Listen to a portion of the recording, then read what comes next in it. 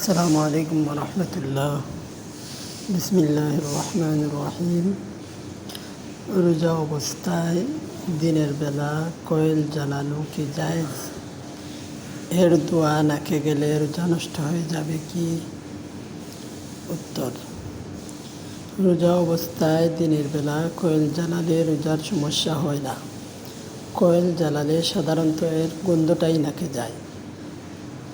আর কখনো যদি ধোঁয়াও নাকে চলে যায় তবু রোজা ভাঙবে না, কেননা অনিচ্ছাকৃত নাক দিয়ে ধোঁয়া চলে গেলে রোজা ভাঙে না।